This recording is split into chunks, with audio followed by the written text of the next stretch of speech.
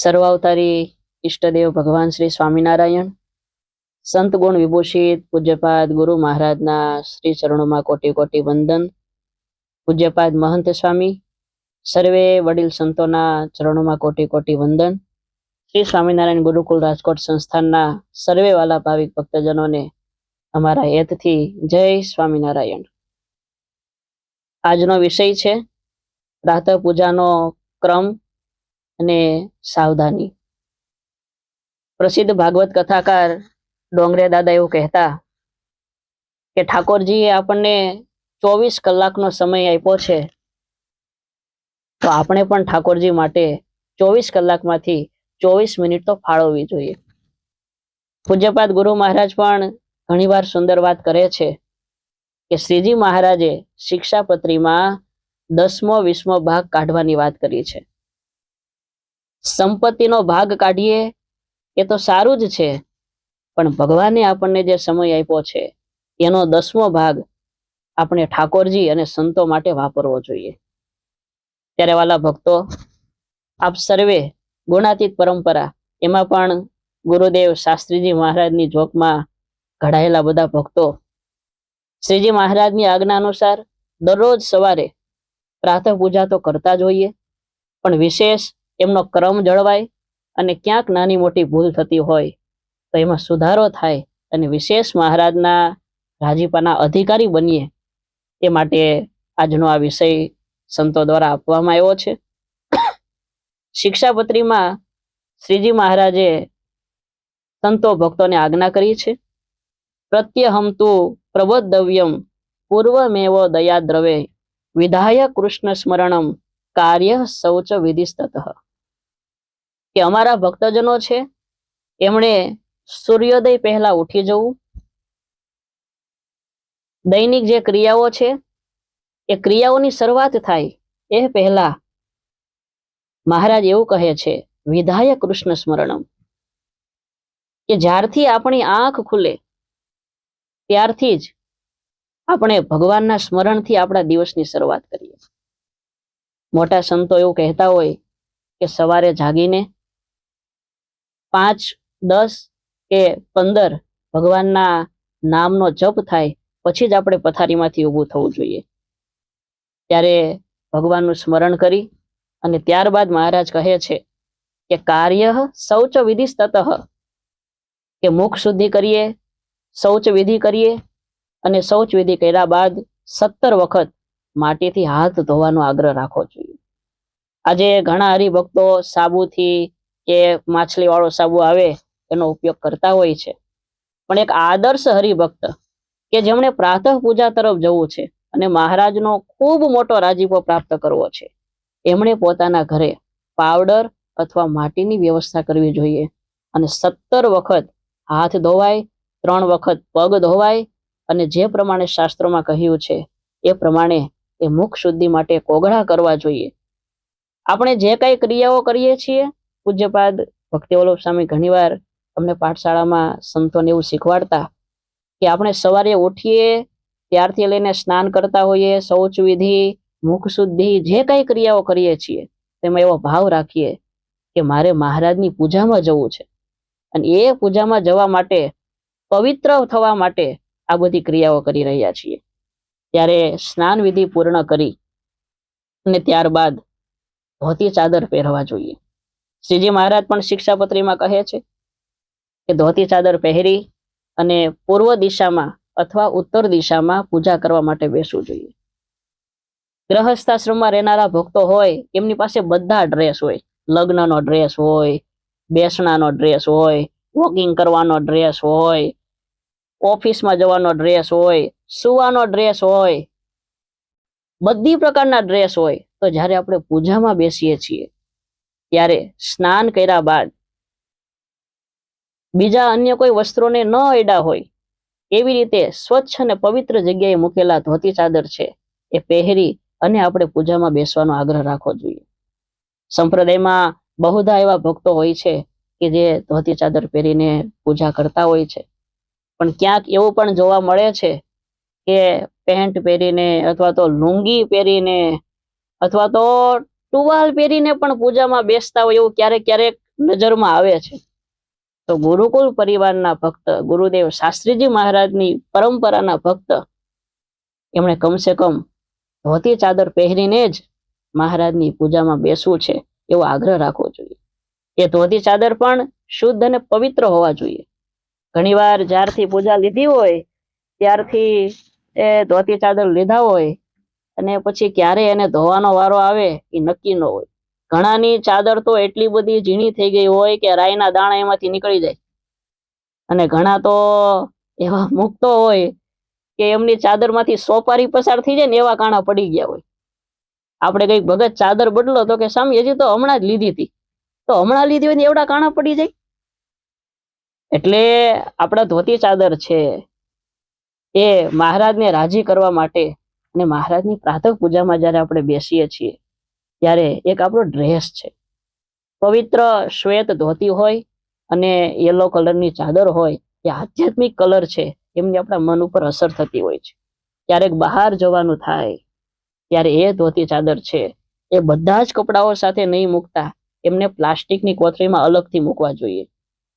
સુરતમાં આપણા એક હરિભક્ત છે, વાલા ભક્તો કાયમ માટે પૂજા કર્યા બાદ એમના ધોતી ચાદર ધોવાઈ જાય છે. જ્યારથી એમણે પૂજા લીધી આજ દિવસ સુધીમાં એક પણ વખત ધોયા વિનાના ધોતી ચાદર એમણે પહેર્યા નથી. આ પવિત્રતા છે. મહારાજ અને સંતો ખૂબ રાજી થયા ભક્તો ઉપર. ધોતી ચાદર પહેરી પૂર્વ દિશામાં અથવા તો ઉત્તર દિશામાં પૂજા કરવા માટે બેસી. પૂર્વ દિશા છે એ દેવોની દિશા કહેવાય છે. શાસ્ત્રોમાં એવું લખ્યું છે કે દેવાના મેષા દીકયા, કે દેવોની દિશા એ પૂર્વ જાણવી, ઉદયકાળની દિશા છે, ઉર્જાની થવાની દિશા છે. ઉત્તર દિશા એમાં સાક્ષાત નારાયણ વાસ કરીને રહ્યા છે. ધ્રુવનો તારો છે જે આપણને સ્થિરતા તરફ આગળ વધવાનું એક પ્રતીક એ બતાવે છે. તો પૂર્વ દિશા કે ઉત્તર દિશામાં એક આપણું બેસવાનું આસન હોય, એ આસન પથરાય અને સામે ઠાકોરજીને વિરાજિત કરવા માટે આપણા જે પૂજાના આસન હોય એ પાથરીએ. ક્યારેક બહાર ગયા હોઈએ અને કદાચ જગ્યા સાફ ન થઈ હોય તો ઉઠીને જ તરત આપણે સાવરણીથી વાળી લઈએ અથવા તો પોતું મારી દઈએ, અથવા તો સાથે કોઈ પ્લાસ્ટિકનો કટકો બેનર જેવું આવતું હોય છે, અથવા તો ચટાઈ રાખીને અને ત્યારબાદ એના ઉપર આપણા બેસવાનું આસન અને પૂજાનું આસન છે એ પાથરવાનો આગ્રહ રાખીએ. બેસવાનું પૂજાનું આસન અને આપણે જે આસન ઉપર મહારાજને પધરાવીએ છીએ એ બંને વચ્ચે એ થોડું અંતર રાખવું જોઈએ. અને જ્યારે પૂજા કરવા માટે બેસીએ, ગ્રહસ્થ આશ્રમમાં રહેતા હોય, નાના મકાન હોય તો દીકરાઓ મહિલાઓ અવર જવર કરતા હોય, કોઈ ઉઠતા હોય, ગાડલા ગોદડા સંકેલાતા હોય, તો કોઈ એ અપવિત્ર વસ્તુઓ છે એ આપણા પૂજાના આસનને અડી ન જાય, આપણા ધોતી ચાદરને અડી ન જાય, એનું ખાસ ધ્યાન રાખીએ. ત્યારબાદ તિલક ચાંદલો કરવાની વિધિ આવે છે. આપણે ભાલમાં તિલક ચાંદલો કરતા હોઈએ છીએ. મોટા સંત એવું કહે છે કે જ્ઞાન યોગ એનું પ્રતીક છે. બંને ભુજાઓમાં તિલક ચાંદલો કરીએ છીએ કર્મયોગનું પ્રતીક છે, અને હૃદયમાં જે તિલક ચાંદલો કરીએ છીએ એ ભક્તિ યોગનું પ્રતીક છે. આમ તો નારદ પુરાણમાં એવું કહેવામાં આવ્યું છે, યાગો દાન તપો હોમ સ્વાધ્યાયો દેવતાર્ચનમ ભસ્મી ભવતી તત્સર્વમ ઉર્ધ્વ પુંડ્રમ વિનાકૃતમ, કે તિલક ચાંદલો કર્યા વિનાનું જે કાંઈ યજ્ઞ દાન હોમ કરવામાં આવે છે એમનું બધું ફળ છે એ ભસ્મ થઈ જાય છે. શ્રીજી મહારાજે પણ શિક્ષાપત્રીમાં ભક્તોને ઉર્ધ્વ પુંડ્ર તિલક અને કુમકુમનો ચાંદલો કરવાની આજ્ઞા કરી છે. ઘણા બધા હરિભક્તો ચાંદલો કરતા હોય છે, પણ અમુક ભક્તો હોય તો ભાલમાં જ ચાંદલો કરતા હોય, અમુક હોય તો કે સ્વામી અહીંયા કરીએ તો અમારા કપડાઓ એ મેલા થતા હોય. પણ એ બધા જ નાના મોટા જે બહાનાઓ છે એને સાઈડમાં મૂકીને આ મહારાજની આજ્ઞા છે એને એ પાળવાનો આગ્રહ રાખવો જોઈએ. સુરેન્દ્રનગરમાં આપણા એક હરિભક્ત છે ભાવેશ ભગત મકવાણા, મોટા સંતોના રાજીપાના પાત્ર છે. ખૂબ મોટો ચાંદલો કરે. એકવાર સેજે પૂછ્યું કે ભાવેશભાઈ તમે આવડો મોટો ચાંદલો કરો તો તમને શરમ ન આવે? અને ત્યારે ભાવેશભાઈ એવું બોલ્યા કે સ્વામી એ આપણને મહારાજ કેવડા મોટા મળ્યા છે, તો આવડા મોટા મહારાજ મળ્યા તો આવડો તો ચાંદલો કરવો પડે ને. ત્યારે આજના યુવાનોને શીખ લેવા જેવો આ ભગતનો પ્રસંગ છે કે સાવ નાનો ચાંદલો કરતા હોય એ કરતા આપણે ભાવથી મહારાજને સંભાળી અને મોટો ચાંદલો કરીએ. પૂજ્યપાદ ધર્મવલ્લભદાસજી સ્વામી સહજાનંદી પાઠશાળામાં ખૂબ સરસ વાત કરે કે જ્યારે આપણે તિલક ચાંદલો કરતા હોઈએ ને ત્યારે આપણી રોમાવલી છે એ પુલકિત થઈ જવી જોઈએ કે અનંત કોટી બ્રહ્માંડના અધિપતિ પુરુષોત્તમ નારાયણ એમનું આ શરણાગતિનું ચિહ્ન એ મારા ભાલમાં, મારી બંને પૂજામાં અને મારા હૃદય ઉપર અંકિત કરી રહ્યો છું. મારા કેવા મોટા ભાગ્ય છે કે આ પુરુષોત્તમ નારાયણના આશ્રિત સેવક બનવાનો એ મને લાભ મળ્યો છે. તિલક ચાંદલો કર્યા બાદ આપણી માનસી પૂજા આપણે કરતા હોઈએ છીએ. જે રીતે આપણને સંતોએ શીખવાડ્યું હોય એ રીતે ધ્યાન મુદ્રામાં બેસી અને માનસી પૂજા કરતા હોઈએ છીએ. માનસી પૂજા કર્યા બાદ આપણી પૂજામાં જે મૂર્તિઓ આપણે એ મહારાજને જે આપણે વસ્ત્ર રાખતા હોઈએ એમાં પધરાવેલા હોય તો એ વસ્ત્ર ખોલી અને આપણે મહારાજને પૂજામાં પધરાવતા હોઈએ છીએ.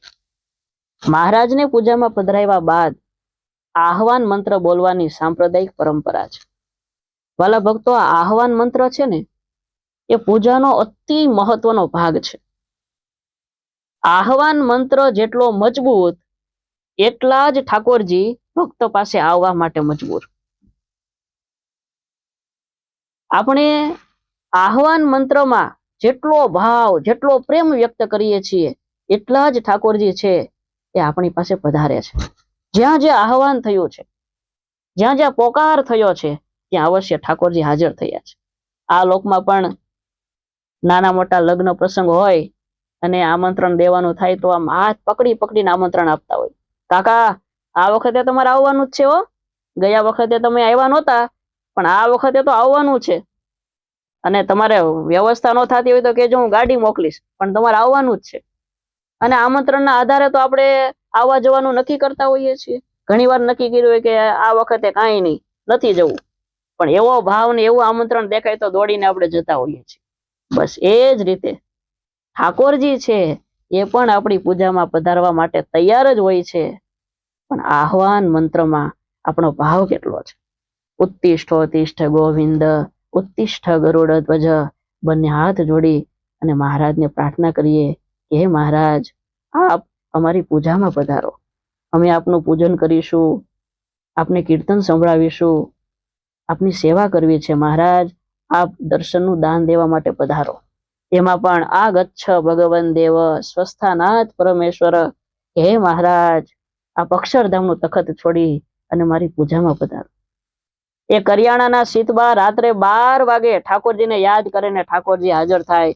લીંબલીના સગરામ ભગત અડધી રાત્રે વિચારે કે ઠાકોરજી મારા ઘરે ક્યારે આવે, અને અક્ષર ઓરડીમાં પોઢેલા શ્રીજી મહારાજ દિવ્ય સ્વરૂપ ધારણ કરી અને આવી જાય. બ્રહ્માનંદ સ્વામી શ્રીજી મહારાજ ધામમાં પધારે, ગોપીનાથજી મહારાજ પાસે આવે અને ભાવથી પાતળિય હેરા મારા પ્રાણ રે, બેની મારા પાતળિય હેરા પ્રાણ કીર્તન ગાય અને શ્રીજી મહારાજ એ પ્રગટ આવી અને બ્રહ્માનંદ સ્વામીને ભેટી પડે.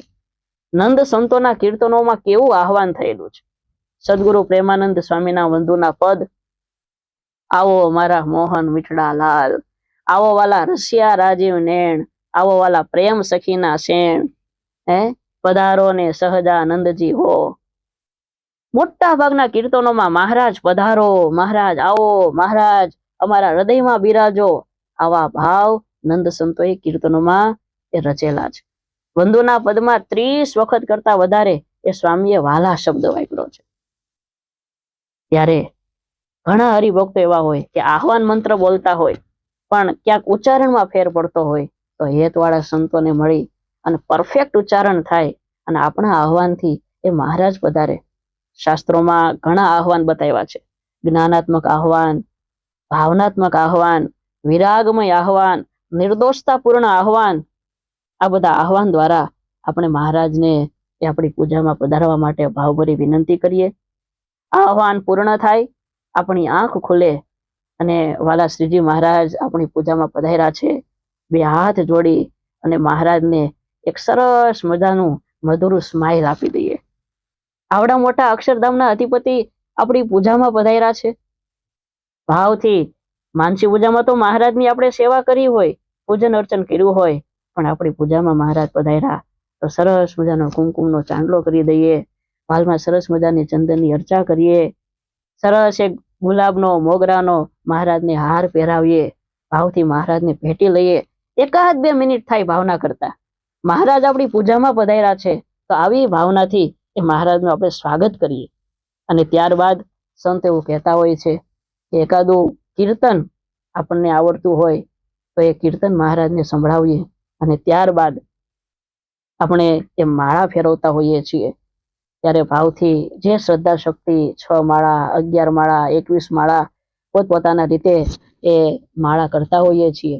પણ માળા કરતી વખતે પણ અનુસંધાન રહેવું જોઈએ કે સવારની પૂજામાં જ્યારે આપણે બેઠા છીએ ત્યારે અન્ય કોઈ જ ઇતર પ્રવૃત્તિમાં આપણું મન ડાયવર્ટ ન થાય. ઘણીવાર પૂજા કરતા કરતા મોબાઈલનો યુઝ થતો હોય, આજુબાજુમાં પરિવારના સગા સંબંધીઓ કોઈ હોય, વ્યક્તિઓ તેમની સાથે વાતોચીતો થતી હોય, એમાંય દાદા હોય અને ઘરે નાના દીકરાઓ હોય તો દીકરો ઉઠે દાદા દાદા કરતો કરતો આવે અને દાદા પાછા એને એવું સરસ મજાનો આવકાર આપે ને તે છોકરો ખોળામાં જ બેસી જાય અને દાદા પાછા હાથ ફેરવે, મારો દીકરો જો પૂજામાં બેઠો, મારો દીકરો પૂજામાં બેઠો. દાદા પૂજાના આ તમે કેટલા અપવિત્ર થઈ ગયા. ભરતજીને તો એક મૃગલું હતું, તમારા ઘરમાં તો કેટલા મૃગલા આટા મારતા હોય. એટલે જયારે પૂજા કરતા હોઈએ ત્યારે એવી ટેવ પાડવી જોઈએ કે પૂજા કરતી વખતે 1 પણ સેકન્ડ આપણું ધ્યાન ક્યાંય જવું ન જોઈએ. શિવલાલ શેઠનો પ્રસંગ આપણે સાંભળીએ છીએ, થોડો એવો જવાબ દીધો અને તરત જ પૂજામાંથી મહારાજ ત્યારે આપણી પૂજામાં એકાગ્રતા રખાય એવો આપણે કાયમી આગ્રહ રાખવો જોઈએ. એ પૂજાની માળા ફેરવા પછી એ તપની માળા કરતા હોઈએ છીએ. બંને હાથ ઊંચા કરી અને તપની માળા, મોટા ભાગે ઘણા ભક્તો સશક્ત હોય ને છતાં પણ ખાલી આમ પગની આટી મારી અને માળા કરતા હોય, પણ સશક્ત પુરુષોએ પોતાનો જમણો પગ ડાબા પગના સાથળ સુધી લાવી અને જે પ્યોર આપણી સાંપ્રદાયિક પરંપરા છે, આપણા મોટા મોટા સંતો છે એ પણ મોટી ઉંમરે પણ તપની માળા કરતા હોય છે. ત્યારે પુલાશ્રમમાં નીલકંઠ પુરાણી ભગવાને 4 મહિના સુધી જે તપ કરેલું એ મૂર્તિને યાદ કરતા કરતા એવા ભાવથી આપણે તપની માળા કરીએ. ત્યારબાદ પ્રદક્ષિણા કરીએ. પ્રદક્ષિણા કરતા કરતા પણ આપણો પગ છે એ મહારાજની પધરાવેલી જે મૂર્તિઓ, પૂજાના આસન, પૂજાની સામગ્રી એમને અડી ન જાય એનું ધ્યાન રાખીએ. પ્રદક્ષિણા કર્યા બાદ દાસ ભાવના પ્રતીક રૂપે મહારાજને દંડવત કરીએ. વચનામૃતમાં મહારાજે ઉલ્લેખ કર્યો છે કે દરરોજ દંડવત તો કરતા હોઈએ, પણ એક દંડવત અધિક કરવો. ભગવાનના કોઈ ભક્તો સંતો એમનો કઈ જાણે અજાણે દ્રોહ થઈ ગયો હોય તો એમના આપણા ઉપર કાયમ આવા રાજીપાના આશીર્વાદ વરસતા રહે અને પ્રાયશ્ચિત રૂપે એક દંડવત વધારે કરી અને એ મહારાજની માફી માગીએ. આપણા ગુરુદેવ શાસ્ત્રીજી મહારાજ, મોટા મોટા સંતો કાયમ માટે એ પૂજામાં દંડવત કરતી વખતે ધર્મકુંવર હરિકૃષ્ણજી એ પદનું ગાન કરતા હોય ત્યારે પદ પણ આપણે કંઠસ્થ કરીએ. ત્યારબાદ મહારાજને થાળ ધરાવીએ. થાળ ધરાવતી વખતે કદાચ વાટકીમાં સાકર, સિંગ કે કાજુ બદામ હોય છતાં પણ ભાવના એવી કરીએ કે અનેક પ્રકારના મેવા મિષ્ટાન મહારાજને ધરાવીએ છીએ અને મહારાજ પ્રગટ આપણી પૂજામાં પધારી અને થાળ સ્વીકારી રહ્યા છે. એકવાર વિચરણમાં ગાંધીનગર ગયેલા, ત્યાં એક ભક્તએ વાત કરેલી કે પૂજામાં દર મહિને 5 વખત 7 કરતા વધારે વાનગીઓ બનાવી અને મહારાજને ધરાવું છું. કે કાયમ માટે મહારાજને સાકર જ જમાડવી તો ક્યારેક મહારાજને મેવા મિષ્ટાન પણ જમાડીએ, એમના હૃદયની ભાવના છે. થાળ ધરાવ્યા બાદ પૂજામાં શિક્ષાપત્રી હોય તો મોટા સંતો એવું કહેતા હોય છે કે શિક્ષાપત્રીના દરરોજ 5 શ્લોકનું વાંચન કરીએ. ત્યારબાદ ક્ષમા યાચનાના મંત્ર બોલીએ. મહારાજની પૂજામાં જે કાંઈ નાની મોટી જાણી અજાણે ભૂલચૂક થઈ હોય તો એ ક્ષમા માગી અને વિસર્જન મંત્રનું ઉચ્ચારણ કરીએ. વાલા મહારાજ આપણા હૃદયરૂપી ઓરડામાં પધારી રહ્યા છે અને આખો દિવસ મહારાજની સાથે પસાર કરવાનો છે એવા અનુસંધાનથી વિસર્જન મંત્ર બોલી અને પૂજાને આપણે પૂર્ણ કરીએ. વાલા ભક્તો, આ સવારની પૂજા છે એ મહારાજથી નજીક થવા માટેની અને મહારાજ સાથે હેત કરવા માટેનો એક ગોલ્ડન પીરિયડ છે. આ 24, 25, 30 મિનિટ જો આપણી પૂજા એકાગ્રતાથી થઈ ગઈ તો 24 કલાક સુધી સતત આપણે મહારાજની સાથે છીએ, મહારાજ સાથે આપણો કંઈક નાતો બંધાયેલો છે એવી ફિલિંગ આવતી રહેશે. પૂજા સંકેલા બાદ પૂજાને એવી જગ્યાએ મૂકવી કે જ્યાં દિવસ દરમિયાન વારંવાર કોઈ વસ્તુ પદાર્થ લેવા મૂકવાનું ન થતું હોય અને વારંવાર વસ્ત્રો કે બીજી કોઈ અન્ય વસ્તુનો સ્પર્શ ન થતો હોય. ઘણીવાર ભક્તો હોય તો પૂજાને ખેતી ઉપર ટીંગાડી દે, બાજુમાં ડાયડેસનો લેંગો ટીંગાતો હોય, બાજુમાં પટ્ટો ટીંગાતો હોય. તો જે પૂજા પેટીમાં વાલા મહારાજ બિરાજે છે તો એમની સ્વચ્છતા અને પવિત્રતાને અર્થે સ્પેશિયલ કોઈ નાનો કબાટ કે એવી જગ્યા રાખીએ, ત્યાં જ આપણે પૂજા પધરાવીએ. બહાર જવાનું થતું હોય તો થેલામાં પૂજા મૂકવાની થાય ત્યારે પણ પ્લાસ્ટિકની બેગ અથવા તો રેક્ઝિનની બેગમાં પૂજાને મૂકીએ. ઘણીવાર હરિભક્તો પોતાના થેલામાં પૂજા મૂકી હોય ને સાથે પછી એમના સુવાના ડ્રેસ ને પરફ્યુમ્સ ને પટ્ટાઓ ને કેટલી બધી વસ્તુ આખી ભરી દીધી હોય. ઠાકોરજીને એમ થતું છે કે હવે આ ક્યારે મને આમાંથી છૂટા કરશે. ત્યારે પૂજા કરીએ એમાં જેટલી પવિત્રતા જળવાય એટલો જ મહારાજનો રાજીપો છે. શ્રીજી મહારાજ પણ કહે છે ધર્મે સહિત ભક્તિ કરવી, ત્યારે આ ધર્મનું પણ પાલન થતું રહે. સૌ ભક્તોને જય સ્વામિનારાયણ.